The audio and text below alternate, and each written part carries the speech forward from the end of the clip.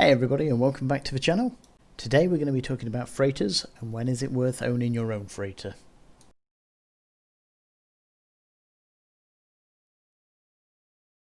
If you like this kind of content and would like to see more, please subscribe to the channel and leave a like on the video. Any comments, feedback are very much appreciated. So let's face it, a 1.4 billion ISK is quite an investment in ISK.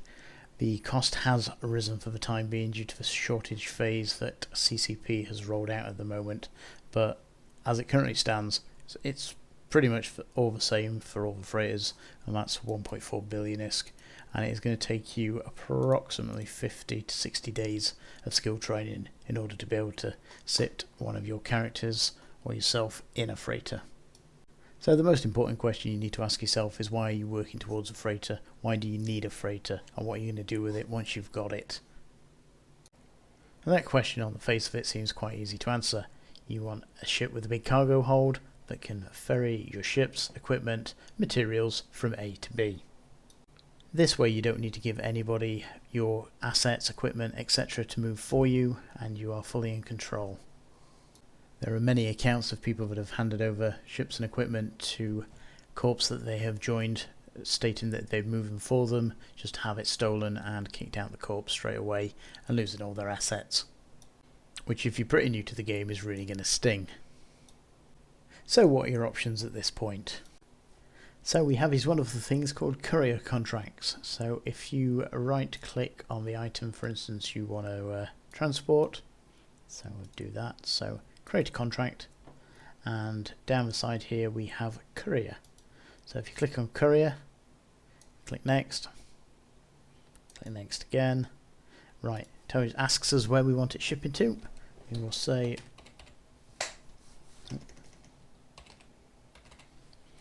take it to Osmon. Choose your station, whether it be a structure or general station. So we'll say we're going there. So there we go, ship to. Reward is how much we want to pay X for taking our stuff there. So at the moment we'll just put in 5 million for an example. And if you can see down here, it tells you how much you're paying per jump. Now we'll come back to that in a minute. So choose your collateral. That's basically how much you will receive if they don't end up delivering it. If they don't end up delivering it, you lose the item that they are transporting, or items. So make sure that the collateral that you're putting in is worth more than the items they're transporting. The collateral doesn't have to be a great deal more, but I would always put it more than the actual items cost. So if it was 100 million, I'd probably put the collateral at 125 million just to make sure. Because again, potentially if you under collateral it, they could steal your items and they make money, or if they get blown up on the way and you haven't got enough collateral for them to give you, you will end up losing as well. So always make sure that you go over on the collateral. So for example, for this one, we'll put 100 million. Expiry date, so basically how long it's going to be up for until it expires. 3 days seems reasonable. Days to complete, so once they have accepted it, they have then 2 days to complete it, so it's 3 days plus 2 before your items could turn up in the station that you want them. You can put a brief description in of what it is that you actually want, so BPC's moving. Again, you can leave that blank if you really want. Now the important part here is at the bottom, it tells you how much you're paying per jump. So if we look here, 833,000 ISK is a bit high. You probably want to be paying 150,000, depending on the size of it, to 250,000. So if you are moving quite sizable items that are going to need a freighter, so pretty much anything over 50,000 M3, then you are going to be probably paying slightly more, because again, someone's going to have to move it in a freighter. If you've got something relatively small that needs moving and can be done in or can be transported in something relatively small and quick, then obviously you're not going to pay quite as much for it, because it's not going to take them anywhere near as long to move it. Freighters are horribly slow. They align incredibly slowly and they warp very, very slowly at 0.6 AU a second. So some systems it can take you 3 or 4 minutes to get across. So we'll drop the reward down to 1.5 million. which is 250,000 ISK per jump. Now obviously if you want it moving slightly quicker, if you pay a little more, people are more likely to take your stuff instead of somebody else's because you're paying more. So we'll say we're happy with that.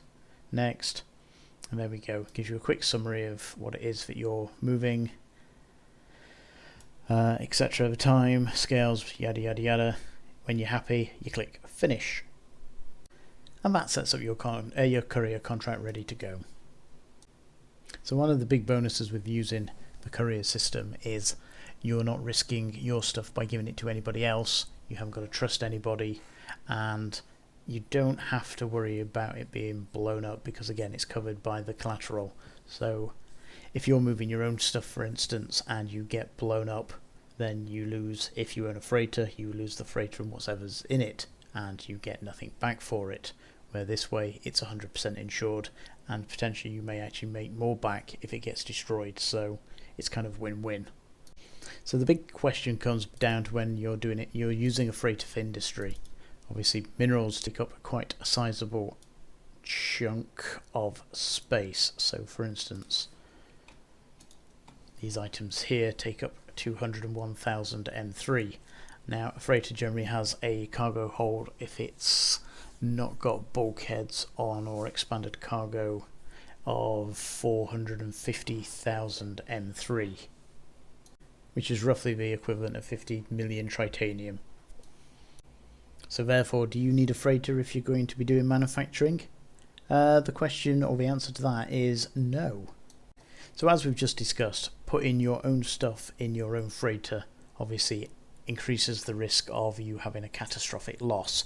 Now, if you haven't got a huge amount of ISK, and obviously you've spent 1.4 billion on a freighter, and then whatever you've got inside it will round that off to, you shouldn't really be carrying much more than a billion ISK in a freighter, but we'll round it off to a cool billion just to make life easy. So obviously if that gets ganked randomly on the way for whatever reason, you lose 2.4 billion ISK. And that's generally going to hurt. If you've invested quite a lot of your ISK into obviously manufacturing and the freighter, obviously you've got the stuff in the freighter that you're moving, that could obviously cripple any kind of manufacturing empire that you've got going on at the time. So time to pull out the trusty calculator. As we established earlier, the average price of a freighter is 1.45 billion ISK.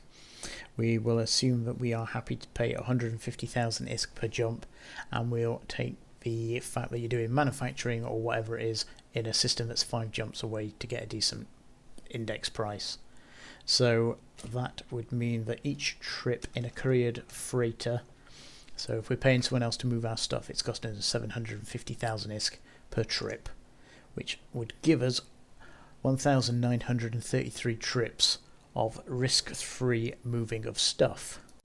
So obviously that's one way, and you're going to want the stuff moving back, so we will divide that by 2, which gives you 966 round trips using a couriered insured freighter at no risk to yourself. And then you've got the asset cost to take into account as well, because obviously you have bought the freighter, which is tying up 1.45 billion ISK that you could be using to reinvest in manufacturing and make more money. So you've got the whole total cost to consider as well. So that's something to seriously consider. Again, it comes down to, do you really need a freighter? If you can afford to lose a freighter and its contents and you're barely going to notice, then you're probably at the point where, yeah, you need a freighter, and over time obviously it will pay itself back slowly but surely. But it is a big investment. Freighters do get ganked on a regular basis. People put stupid amounts of items inside. Obviously they get ganked for that. Doesn't take it only takes 35 catalysts to take down a freighter. Now obviously the replacement cost of that, some people will do it just for the hell of it. Doesn't even have to have anything inside. Obviously you are at a much higher risk the more stuff you are carrying. As we said, if you're getting someone else to carry the stuff for you, then it's completely risk free. If it gets blown up, you get the money back through the collateral, and if it gets to the station, you build your stuff. You're not risking the cost of your own freighter, and you're not risking the goods that it's carrying. If you've made it this far, then please like the video. If you want to see more in the future, then please subscribe. I have made a channel in game called Strange Net. If anybody would like to join it just to hang out, chat, ask questions, etc., then by all means please join.